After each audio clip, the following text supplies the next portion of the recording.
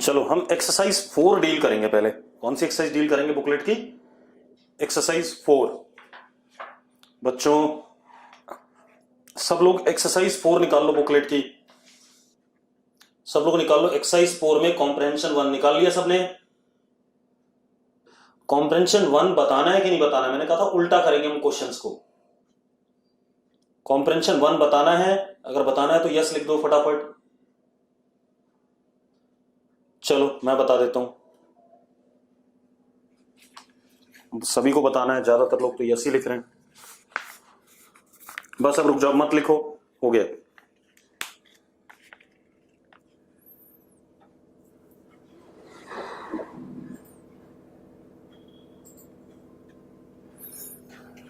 हमारे पास सर्किट है बेटा, एमीटर,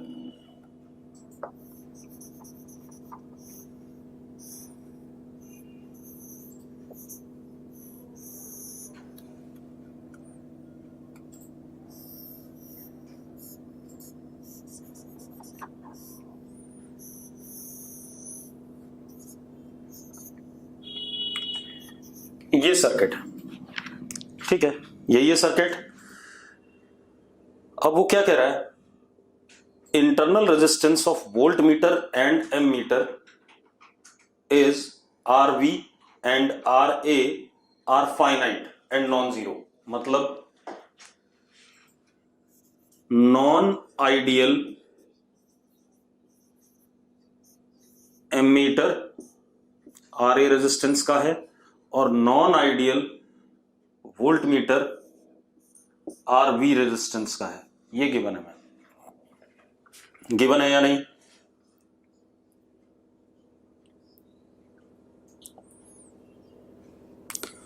अब ये केस ए है और दूसरा डायग्राम हमारे पास ये रहा।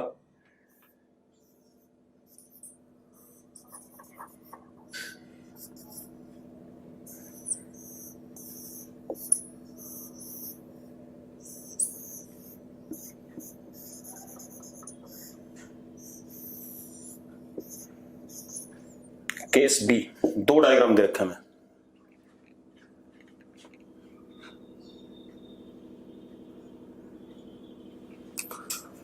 अब वो क्या कह रहा है? The relation between R A and R A और कैपिटल आर में रिलेशनशिप।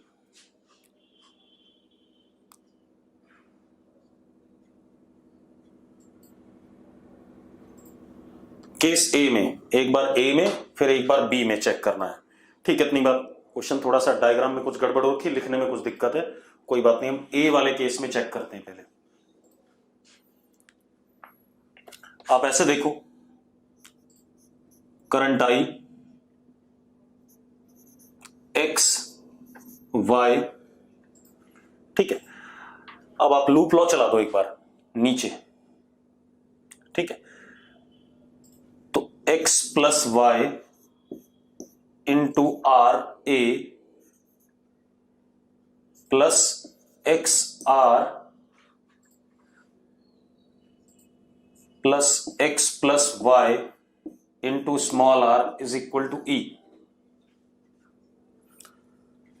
तो x plus y common, R A plus small R is equal to E minus x R. ये आ गया भाई। केस ए को सॉल्व कर रहे हैं बेटा हम अभी। कौन से केस को? ए वाले को। अब जरा देखो, अब हम ये भी कर सकते हैं y into R V x into R. तो y की वैल्यू हम डाल देते हैं x R upon R we.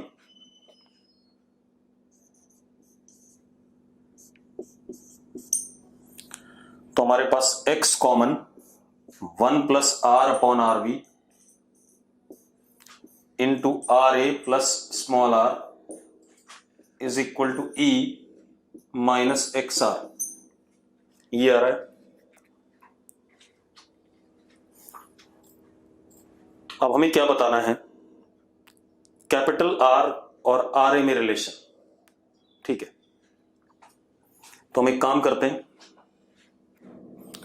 Capital R एक साइड करते हैं और आर ए एक साइड करते हैं, ठीक है। तो अब इसके लिए आपको इसको पूरे को सॉल्व करना पड़ेगा।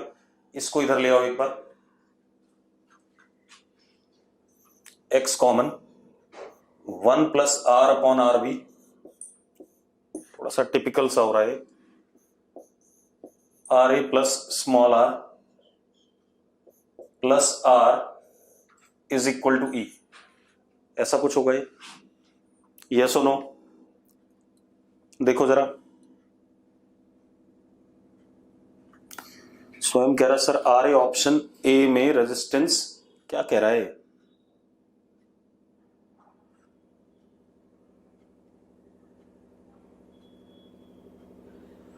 कहना क्या चाहते हो मुझे बता दो जरा, एक बार चैट बॉक्स में लिखना स्वयं क्या लिख रहा है, फटाफट लिख। हाँ मैंने माना हुआ है एम मीटर का रेजिस्टेंस आर ए, क्योंकि इसमें लिखा हुआ है वोल्ट मीटर और एम मीटर दोनों नॉन आइडियल हैं। आर ए किसका रेजिस्टेंस है फिर?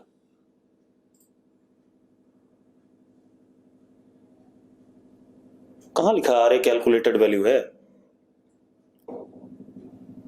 रेजिस्टेंस वैल्यू ऑफ, क्वेश्चन पढ़ो जरा एक बार, resistance value of unknown resistor is calculated using formula R, अब लिखो नहीं कुछ भी, पहले मैं पढ़ लूं उसके बाद बात करेंगे।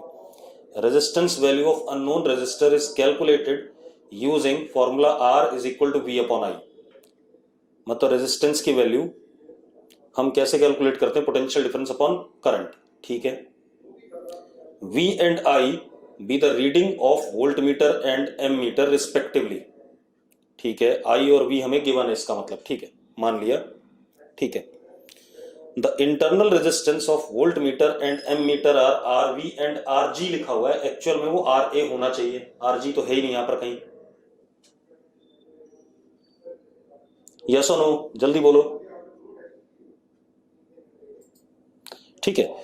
और फाइनाइट है, नॉन जीरो है, मतलब नॉन आइडियल एम मीटर्स हो गए दोनों, ये भी बात क्लियर है। अब R A and R N, अब ये आर एन भी थोड़ा सा गलत लिखा हुआ है, कैपिटल आर ही होना चाहिए सिर्फ मेरे ख्याल से।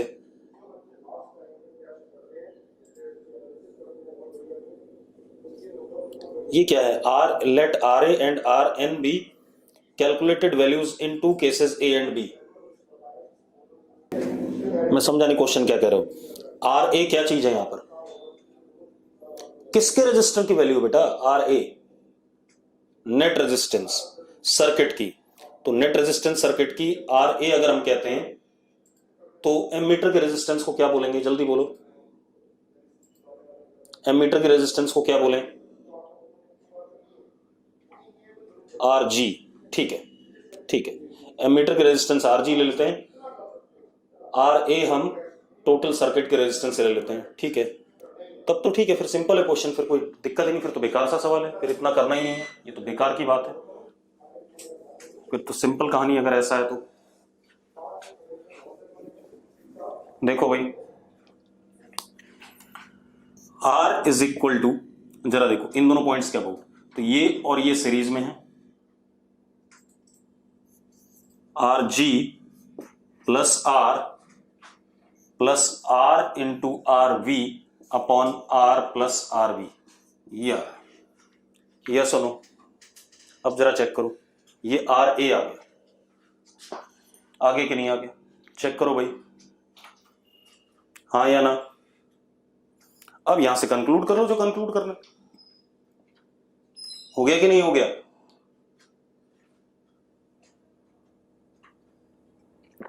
भाई यहां से कंक्लूड हो जाएगा कि नहीं हो जाएगा? जल्दी बोलो।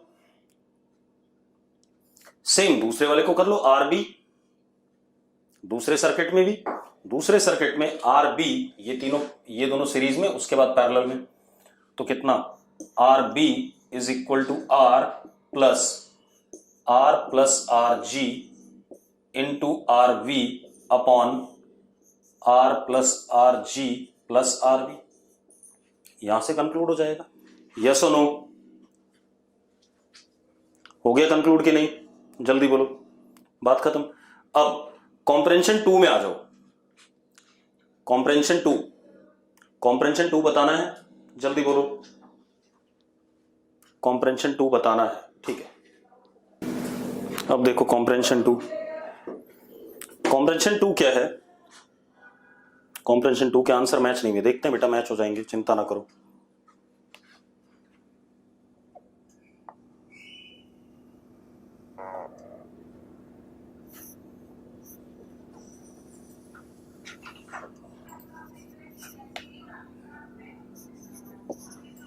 ये कुछ ऐसा सर्किट है, ध्यान सुनो। अब वो क्या कह रहा है? In the circuit given both batteries are ideal, E1 has a fixed value, E1 का EMF फिक्स है, E1 कांस्टेंट है बेटा।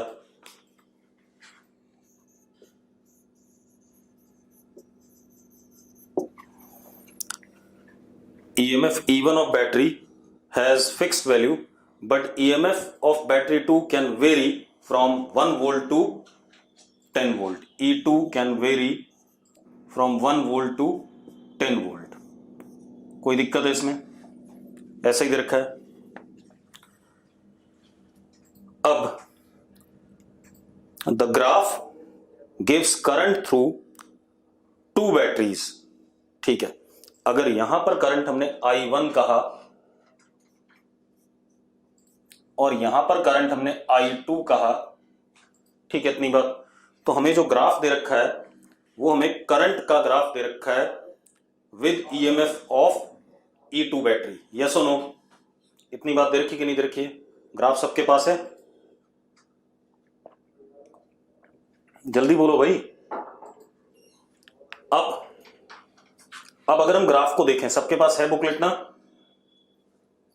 बुकलेट सबके पास होनी चाहिए, क्योंकि मैं ग्राफ नहीं बना रहा हूं, फिर समय लग जाएगा। अब सबसे पहले देखो, जब E2 की वैल्यू 4 है, जब E2 की वैल्यू 4 है, ग्राफ देखो, तो कोई एक करंट 0 है और दूसरा करंट 0.1 एम्पियर है, यस और नो? जब E2 की वैल्यू 4 है तब एक करंट 0 है और दूसरा करंट क्या कहते हैं, 0.1 है, ठीक है। और एक और चीज है, जब E2 की वैल्यू 6 है तो एक करंट फिर से 0 है, दूसरे करंट की वैल्यू हमें निकालनी पड़ेगी, वो हमें पता नहीं है तो हम नहीं बोलेंगे। जब E2 की वैल्यू 8 है तो एक करंट का डायरेक्शन पलट जाता है और दूसरे करंट का डायरेक्शन मतलब 0.3 हो जाता है दूसरा करंट, ठीक है, और डायरेक्शन पलट के 0.1 हो जाता है। हमें निकालना क्या क्या है? हमें निकालना है EMF E1, R1 and R2, ठीक है। चल अब एक काम करते हैं, E2 की वैल्यू हम क्या कर देते हैं, सुनो भाई, E2 की वैल्यू हम क्या करते हैं, 4 कर देते हैं।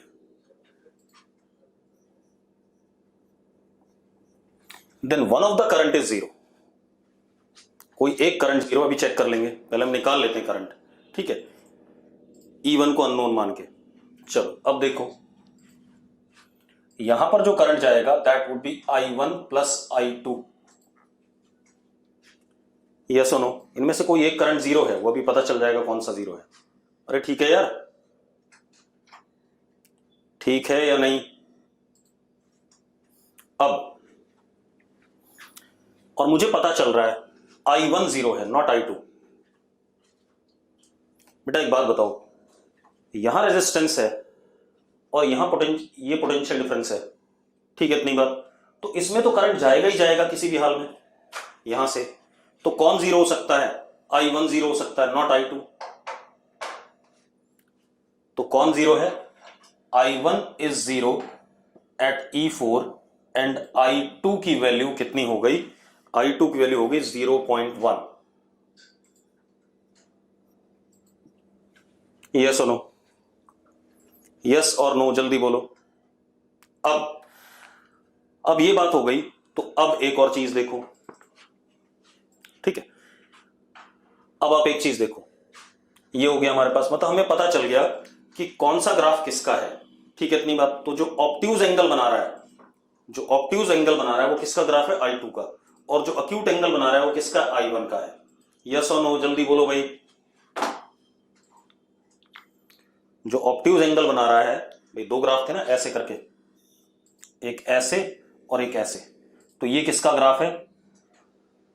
जो ऑब्ट्यूज एंगल बना रहा है वो किसका ग्राफ है? आपका I2 का, और ये किसका है? I1 का। ये बात क्लियर हो गई। अब एक और काम करते हैं बेटा, जब हमारे पास वैल्यू कितनी हो जाती है? 5, 6, 7, 8 हो जाती है। जब E2 की वैल्यू 8 हो जाती है, E2 is 8, I2 is reversed, I2 अब उल्टा हो जाता है ऐसे।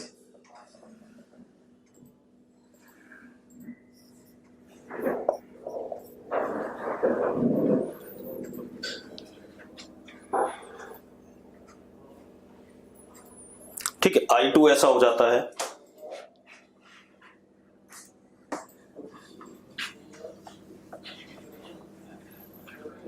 यानी कि यहां पर I1 माइनस I2 हो जाएगा। हो जाएगा कि नहीं हो जाएगा? ये सुनो, तो दो डायग्राम बनाने पड़ेंगे मुझे, अलग अलग डायग्राम ही रहने दो ताकि मुझे सॉल्व करने में दिक्कत ना हो। पहला डायग्राम ऐसे रहने दो।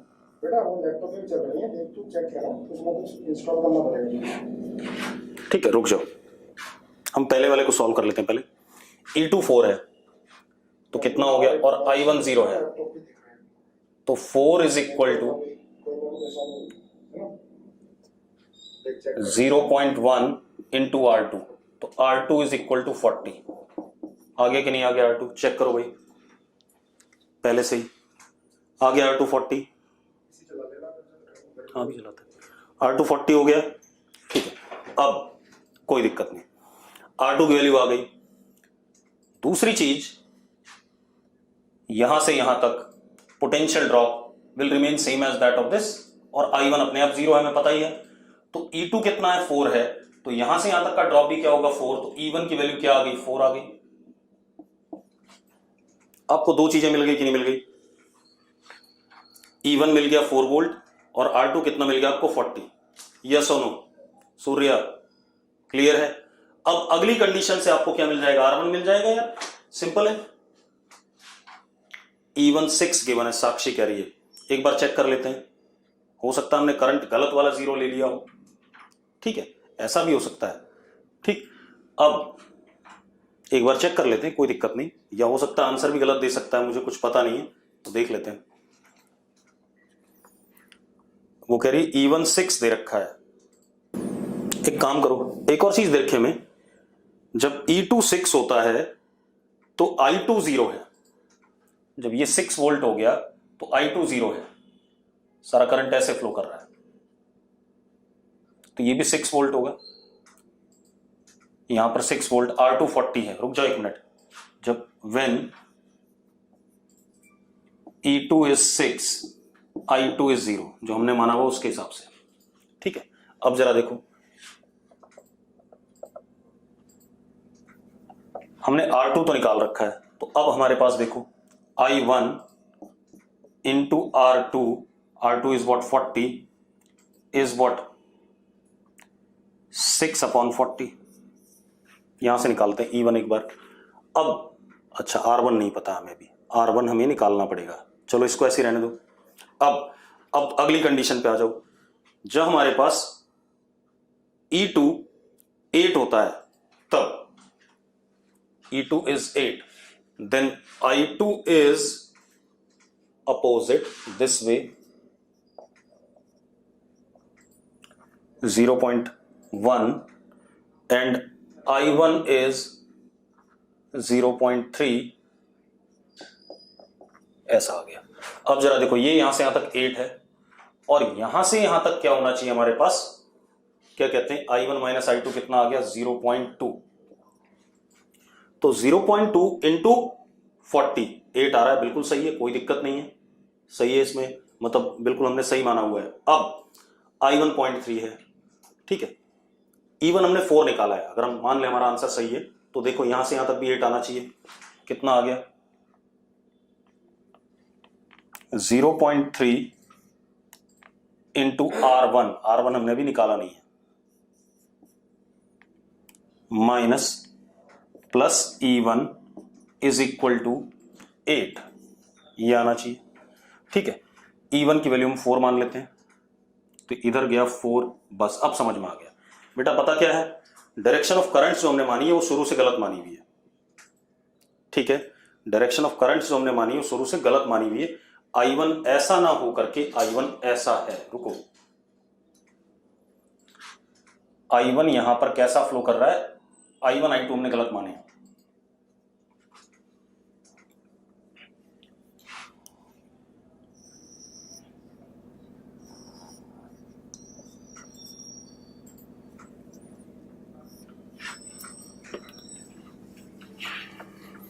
ये पेपर पे ही सॉल्व होते हैं प्रॉपरली।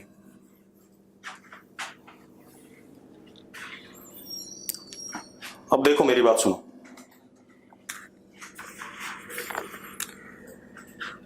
ग्राफ देख ही लेते हैं बेटा। When E2 is equal to 4, एक करंट 0 है। E2 अगर 4 है तो कौन सा 0 हो सकता है, यही वाला 0 हो सकता है, and this is I1।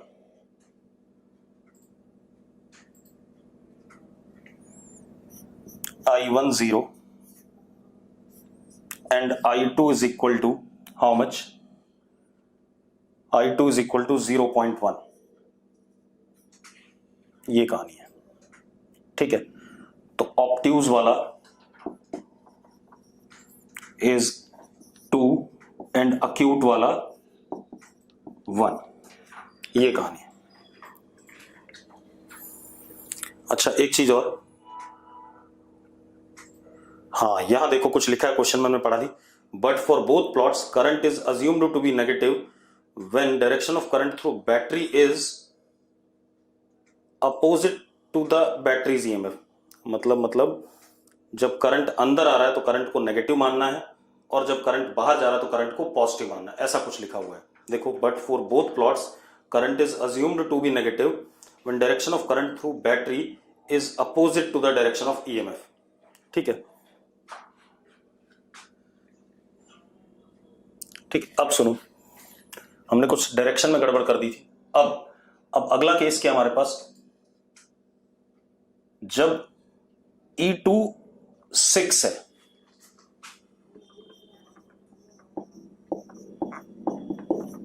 E2 is 6, then I2 0। I2 0 मतलब इसमें करंट नहीं है, ठीक है, इतनी बात। लेकिन जो इसमें करंट होगा वो नीचे से आएगा, लेकिन नीचे से आ नहीं सकता, तो ऐसे ही आएगा, I1 ऐसे। ठीक है, एंड I1 हमें पता नहीं है, ठीक है, इतनी बात।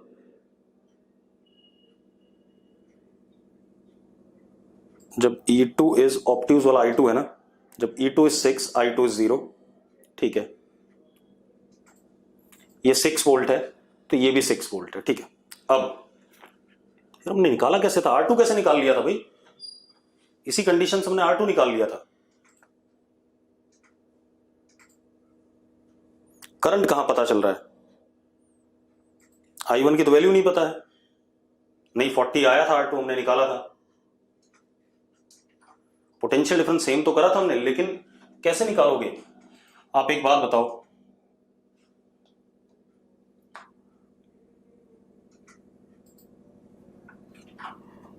चलो अभी देखते हैं। When E2 is 8, तब हमारे पास I1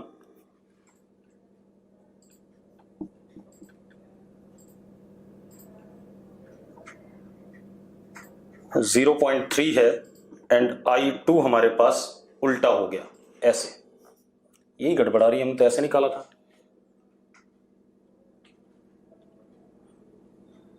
डायरेक्शन पढ़ना जरा, क्या direction of EMF is from negative to positive, negative से पॉजिटिव ईएमएफ है। When current is negative then direction of current through battery is opposite to direction of EMF. अच्छा, current is negative, ठीक है, तो ऐसा है करंट। ठीक है, I2 ऐसा ही है, सही है, फिर हम सही कर रहे थे। और I1 ऐसा है और यहां पर I1 minus I2 that is 0.2। ये कहानी है। अब सुनो भाई, अब ये 8 है और ये करंट 0.2 है, तो 8 is equal to 0.2 into R2। R2 comes out to be 40। इसकी कोई दिक्कत नहीं है। आ गया R2? हाँ या ना? यस और नो? जल्दी बोलो। अब दो इक्वेशन लगेंगी। 8 इज इक्वल टू, यहां से यहां उल्टाओ तो R1 into current that is 0.2, 0.3 R1 उल्टा रहे माइनस प्लस E1। एक इक्वेशन ये, और एक और चीज ये आ गई इक्वेशन। और कहीं से इक्वेशन बना सकते हैं। E2 अगर 6 हो तो I2 0 है। ठीक है, I2 0 है, तो ये यहां से यहां तक 6 हो गया, यहां से यहां तक 6 हो गया। I1 की वैल्यू नहीं पता उस वक्त, रुको पता चल जाएगी। R2 हमें पता है, R2 कितना है 40, तो इसके अक्रॉस भी 40, तो I1 इज 6/40। ये आ गया। अब एक इक्वेशन यहां से यहां तक, ये भी कितना 6, तो 6 is equal to minus 6/40 into R1 plus E1। एक इक्वेशन ये आ गई और एक इक्वेशन ये आ गई। सॉल्व कर लो, E1 और R1 आ जाएगा कि नहीं आ जाएगा? चेक करो भाई, अब सॉल्व करो। अब जरा सॉल्व करो। अब कैसे देखो E1 और R1 आ रहा है। बेटा सॉल्व करो फटाफट, इन दोनों को सब्ट्रैक्ट कर दो। सब्ट्रैक्ट कर दो तो 2 आया, is equal to -3/10 R1 plus 6/40।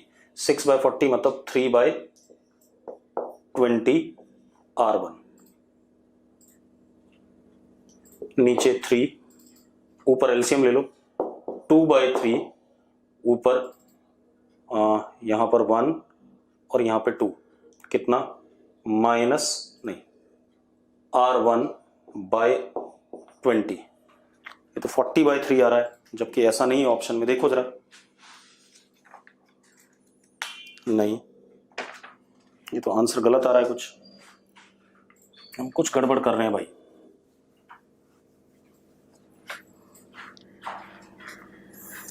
Check करो भाई, इक्वेशन गलत तो नहीं है, एक बार चेक कर लो फटाफट। या मैंने गलत सॉल्व करा हो। 8 पर यहां पर करंट 0.3 था, तो -0.3 plus E1 is equal to 8। कोई दिक्कत नहीं, गलत तो है ही। I1 की वैल्यू ऐसे नहीं है, I1 ऐसा है, हमारा डायरेक्शन ही गलत है। I1 ऐसा है और I2 ऐसा है, हमारे डायरेक्शंस गलत हैं करंट के। और ये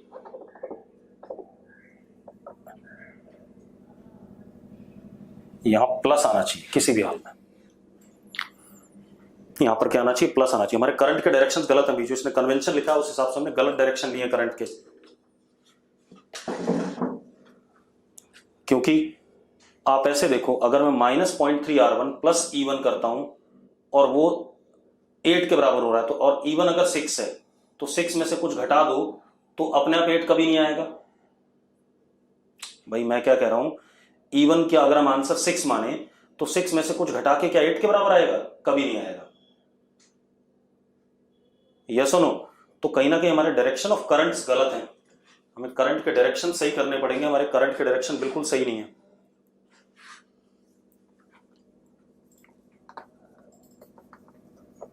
दोबारा से करो, क्या पता आ जाए। अभी रुक जाओ, करंट के डायरेक्शन मत दो, बगैर डायरेक्शन के करो, अपने आप आएगा।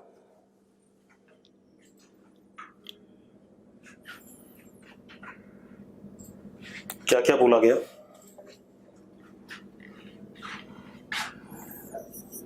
E2 4, एक करंट 0 है और एक 0.2 है। अगर ये 4 है, ठीक है, तो इसमें करंट ऐसा है I1 और इसमें करंट 0 है और इधर I1 है।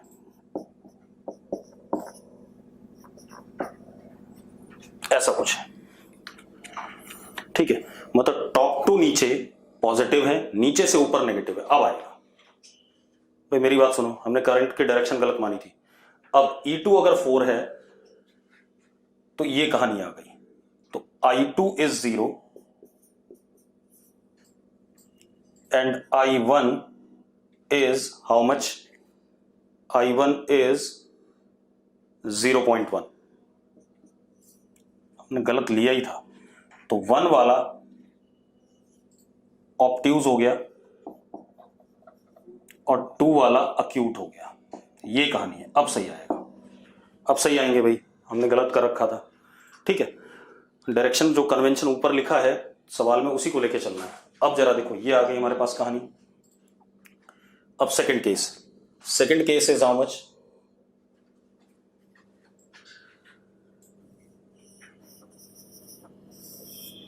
अपने आप सारे ही आ जाएंगे अब तो।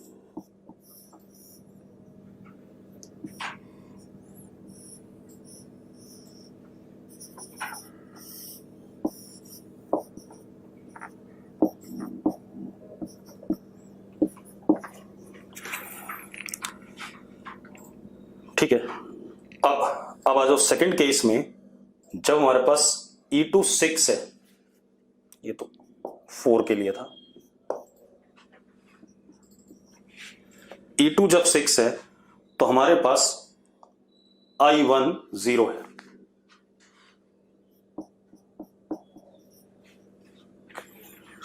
I1 0 है, ठीक है, इतनी बात। I2 हम नहीं जानते, बिल्कुल सही बात है, यहां से आ गया। ये 6 है और I1 0 है, तो E1 इज इक्वल टू 6। पहला आंसर। जरा चेक करो भाई, अब चेक करो फटाफट, बोलो जल्दी से बेटा। अब देखो जरा, E2 अगर 6 है तो इसमें करंट नहीं है, तो यहां से यहां तक का ड्रॉप भी क्या होगा? 6 होगा कि नहीं होगा? अब बिल्कुल परफेक्ट चल रहे हैं। अब इसके बाद तीसरा केस,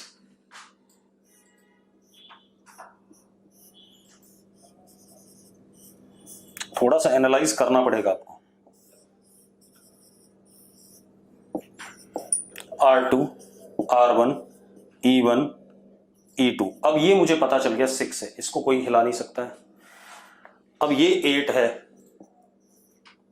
ये 8 है, तो अब जरा देखो I2 कितना है? 0.3। ऐसे ये I2 है और I1 कैसा है? नहीं, उल्टा उल्टा उल्टा उल्टा उल्टा, क्योंकि पॉजिटिव में ऊपर से नीचे है। और I1 कितना है? I1 इज -0.1, तो यानी कि ऊपर की तरफ। तो इधर से जा रहा है कितना? 0.2। ठीक है, इतनी बात। यहां करके फिर गड़बड़ हो रही है।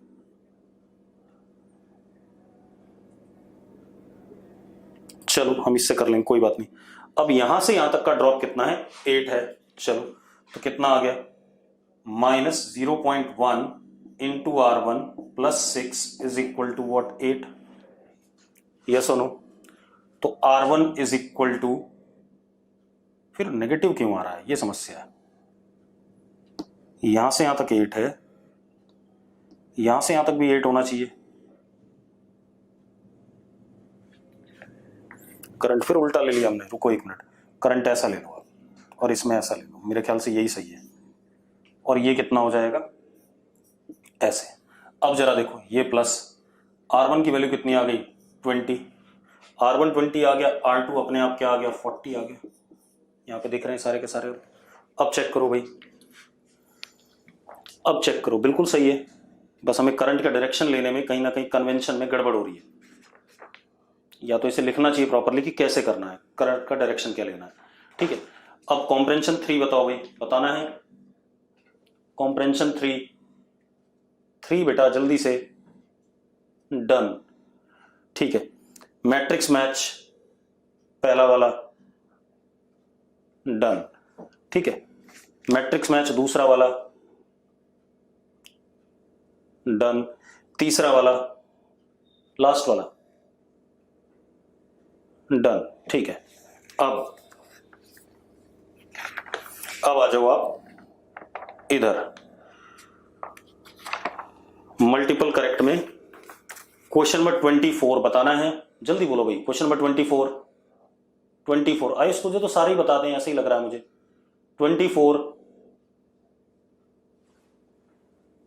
24 का डी पार्ट, चलो भाई देखते हैं। 24 देखो भाई, हमारे पास क्या है, दो अनइक्वल सेल हैं ईएमएफ E1 और E2 के।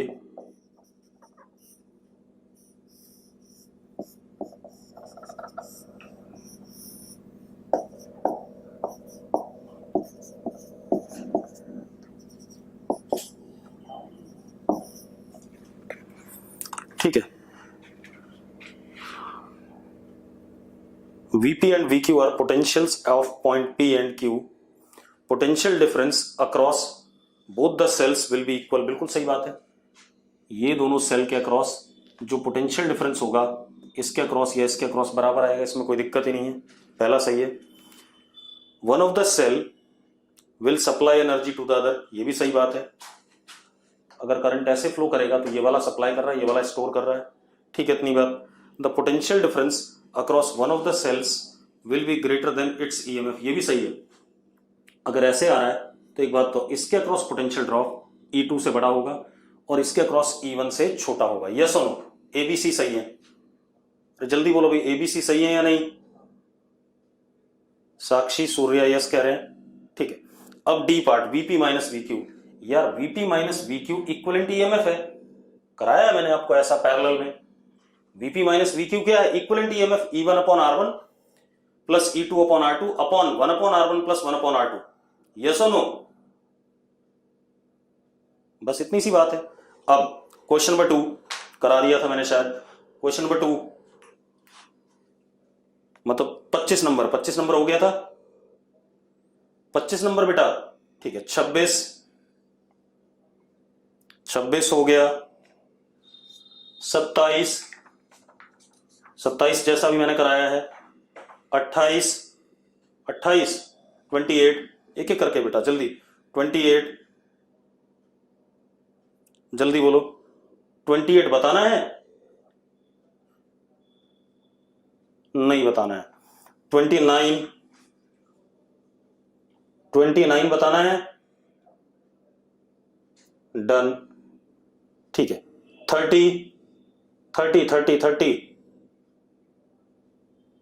30 बताना है आशिमा और अदिति को। रुको 30 देख लेते हैं भाई, यार कराया हुआ है ये भी आपको थियरी में। 30 में क्या कहानी हमारे पास, ट्रंकेटेड कोन है, एक फ्रस्टम है।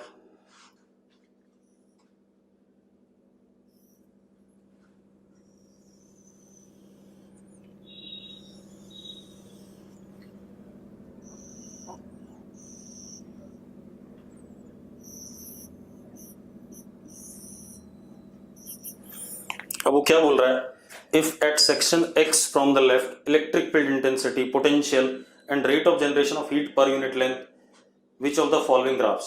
बेटा तो करा रखा है मैंने आपको, ये क्वेश्चन क्लास में थियरी में करा रखा है भाई। E as a function of length बताया हुआ कि नहीं बताया हुआ, याद करो। करा रखा है भाई, ऐसा मत करो। हाँ बस सिर्फ एक rate of heat per unit length नहीं बताया था, वो ही बता देते, वो भी बता चुका हूं मैं 2-3 बार भाई। Heat is I square R कितना, रो dx upon cross section area at that instant upon dx। ये आगे I स्क्वायर, आगे कि नहीं आगे, करा रखा है मैंने ऐसा। ठीक है, चलो 31 बताना है, 31 बताना है, नहीं बताना है।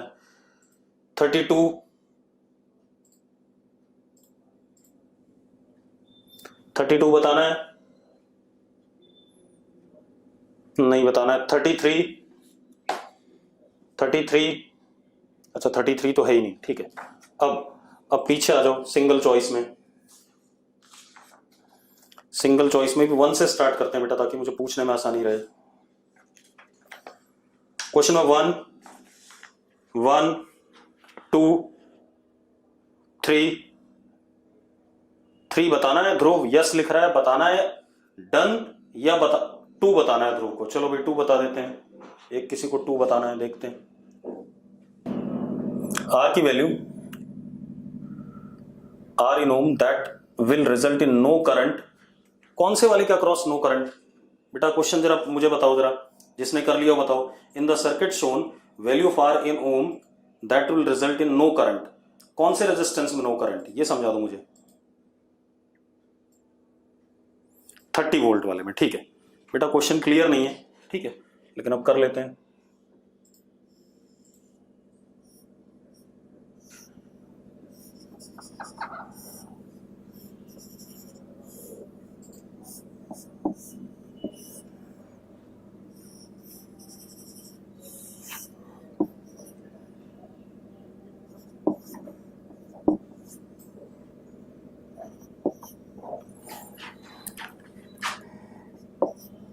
अब आप एक चीज देखो, अगर इसमें कोई करंट नहीं है तो यहां कोई करंट नहीं होगा, यहां कोई करंट नहीं होगा, तो ऑब्वियस सी बात है करंट इसी में फ्लो करेगा सिर्फ।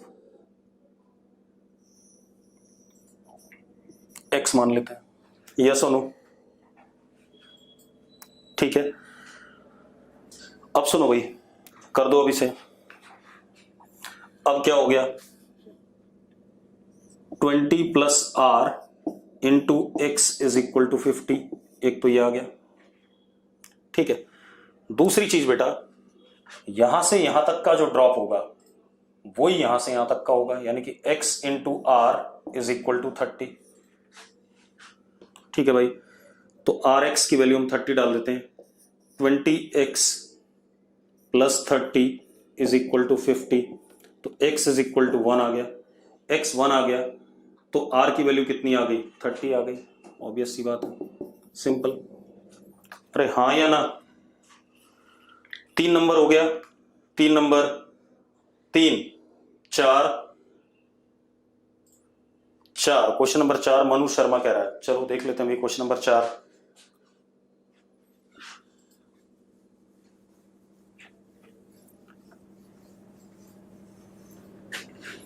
क्वेश्चन नंबर 4 क्या हमारे पास, galvanometer is shunted with 4 ohm resistance, deflection is reduced to 1/5.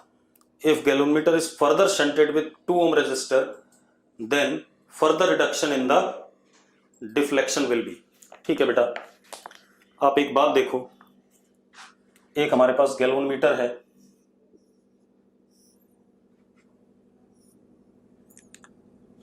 Current is proportional to theta. ये हमें पता है कि नहीं पता है? Current is proportional to theta, ठीक है, या डिफ्लेक्शन, ठीक है। अब जरा देखो, और करंट क्या होता है? करंट हमारे पास क्या होगा? करंट इज जो हमारे पास करंट आ रहा है, आप ऐसे देखो, पोटेंशियल ड्रॉप तो कांस्टेंट है, V upon R, potential drop upon resistance. अब गैल्वेनोमीटर की रेजिस्टेंस पहले Rg थी, डिफ्लेक्शन थीटा था, ठीक है। अब हमने क्या करा, 4 ओम रेजिस्टेंस लगा दिया, V कांस्टेंट है, तो हम ये कह सकते हैं यहां से theta into R G is equal to constant. ये आ गया। अब जरा देखो, हमने 4 ओम लगाया, मतलब पैरेलल में, तो रेजिस्टेंस कितनी हो गई, are G into 4 upon are G plus 4, लेकिन थीटा चेंज हो गया। थीटा कितना हो गया, reduces to 1/5 by 5 is what, constant। ये आ गया कि नहीं आ गया? यस और नो, जल्दी बोलो, जल्दी बोलो भाई। अब इन दोनों को इक्वेट कर सकते हैं, ठीक है, इन दोनों को इक्वेट करते हैं, या रुक जाओ, थीटा अपॉन एन। अब हमने क्या करा, एक 2 ओम और लगा दिया, मतलब ऐसा, ये तो जी था ही, ये 4 है, और एक और 2 ओम लपेट दिया इसके अक्रॉस। ऐसा कर दिया। तो अब जरा देखो, मेरी आवाज गई क्या कपिल जी? देखना आवाज चली गई क्या? ऐसा तो नहीं हो सकता। इसमें देखना, ये कह रहे हैं आवाज चली गई। अपने आप कैसे चली गई? मैंने तो यहाँ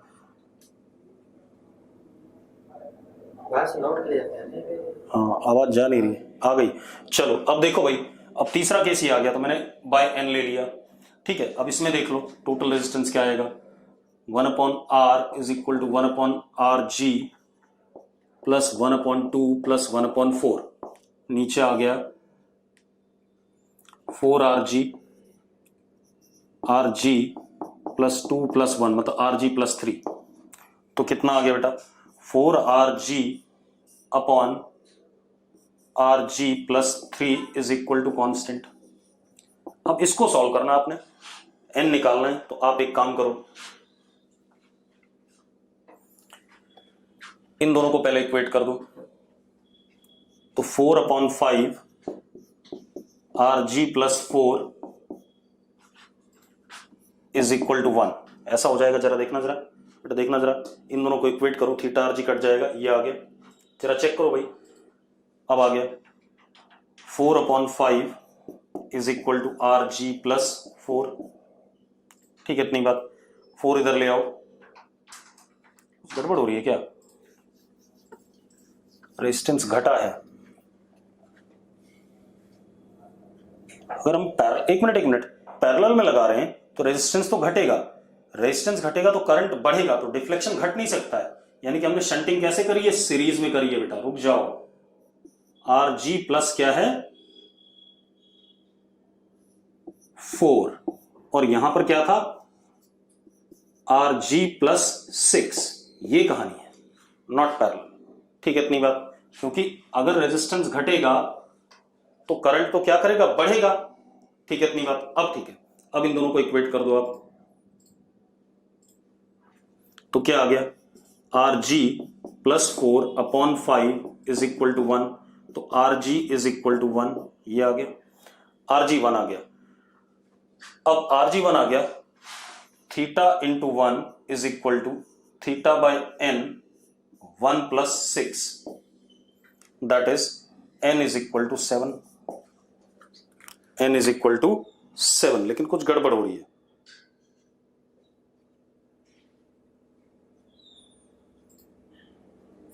When galvanometer is shunted, एक मिनट रुको भाई, मैंने पूरा क्वेश्चन नहीं पढ़ा है, पूरा क्वेश्चन पढ़ ले पहले। आगे सर्किट के बारे में भी कुछ लिखा है, मैं सिर्फ गैल्वेनोमीटर देख रहा हूं। Main current remains same. Okay, हमने सवाल ढंग से नहीं देखा।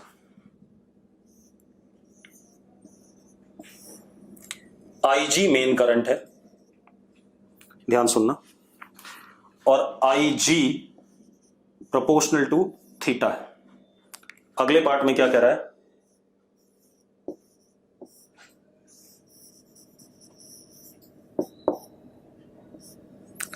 मेन करंट IG है, यहां पर X और यहां पर Y, X proportional to theta by 5। ध्यान सुनना, I मान लो मेन करंट, कितना मान लो? I।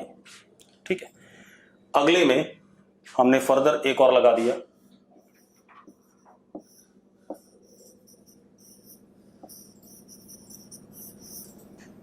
I P Q R P proportional to theta by n, ऐसा कुछ है भाई, ये कहानी है। ठीक है, कुछ इस टाइप का खेल चल रहा है। I proportional to theta. अब जरा देखो, x plus y is what I, ध्यान सुनना, and x into G is equal to, इसका resistance is equal to y into 4। तो y की वैल्यू I माइनस एक्स डाल देते हैं, तो I माइनस एक्स, तो x is equal to 4I upon G plus 4, ये आ गया। अब यहां लिख दो 4i upon g plus 4। Question अच्छा है भाई, इतना आसान नहीं है। ये हमारे पास क्या आ गया, क्या कहते हैं, थीटा बाय 5। आ गया कि नहीं आ गया, चेक करो। 4 और 2 अगर पैरेलल में हो, इन दोनों को देख लेते हैं। 4 और 2 अगर पैरेलल में है तो 8 अपॉन 6 यानी कि 4/3।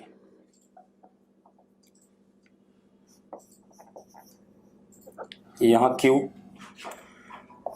P plus Q is equal to I and P into G is equal to 4/3 into Q। Q की वैल्यू डाल देते हैं बेटा। Q की वैल्यू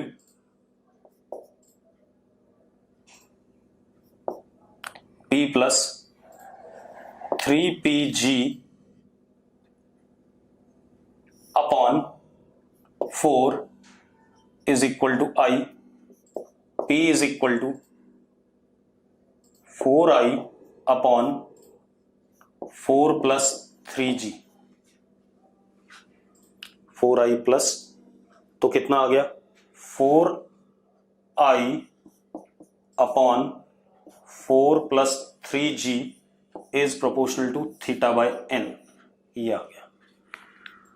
अब आप यहां I लिख सकते हो, तो क्या हो गया, 4 upon G plus 4 is equal to 1/5, 20 minus 4, G is equal to 16। G 16 आ गया। ठीक है, इतनी बात। I को आप यहां थीटा लिख सकते हो, तो थीटा से थीटा कट गया 1, और G को आप क्या लिख सकते हो, 16। ये आ गया। तो N is equal to 48 plus 4 52, 52/4। अभी भी कुछ गड़बड़ हुई है कैलकुलेशन में। 13 आ रहा है, 13 आ रहा ना 52/4, देखना जरा। अच्छा, ऑप्शन अलग है, ठीक है। तो आ गया 13, ठीक है, मतलब 1/13 हो जाएगा डिफ्लेक्शन। अब उसने बोला है जब 4 ओम के साथ शंट करें, तो 4 ओम के साथ सिर्फ शंट करें तब कितना आएगा, वो तो दे रखा था हमें।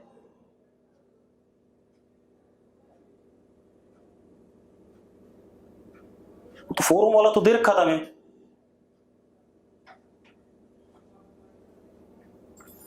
मेरे ख्याल से यहां पर 4 ओम ना होकर के 2 ओम होना चाहिए ऑप्शन में, ए बी सी डी में।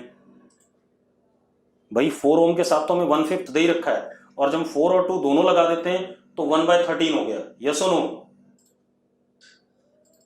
बच्चों, जल्दी चेक करो। अबे कुछ तो रिस्पॉन्स करो।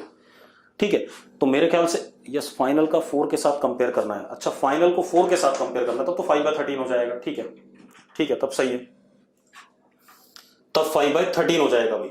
ठीक है, रेशो पूछिए तो 5/13। ठीक, फिफ्थ क्वेश्चन हो गया, फिफ्थ हो गया। बेटा क्यों नहीं समझ में आया, आई करंट जा रहा था, इसका थीटा डिफ्लेक्शन। अब आई करंट आ रहा है, जी के साथ 4 पैरेलल में है, तो इसमें एक्स जा रहा है, तो एक्स के प्रोपोर्शनल थीटा बाय 5 आ गया। अब मैंने सॉल्व कर दिया, एक्स और y, x plus y I के बराबर, और x into G is equal to y into 4, वहां से निकाला ये। इस तरीके से यहां पर दोनों पैरेलल में लगाए। मैंने तो पूरा मेहनत करा है। ठीक है, एक बार चेक कर लेना, आंसर ऐसे ही आएगा। ठीक है, आंसर आ जाएगा बेटा, तो सॉल्व ही करना है, कोई बड़ा काम नहीं। ओनली 4 के साथ शंट कर रहा है, ओनली 4 के साथ तो थीटा बाय 5 दे रखा है हमें यार।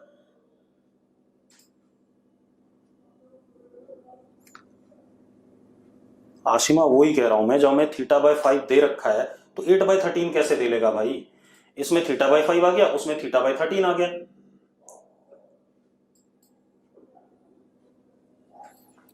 Find the ratio of decrease पूछा है भाई, डिक्रीज का रेशो पूछा है। पहले आंसर मत देखा करो यार।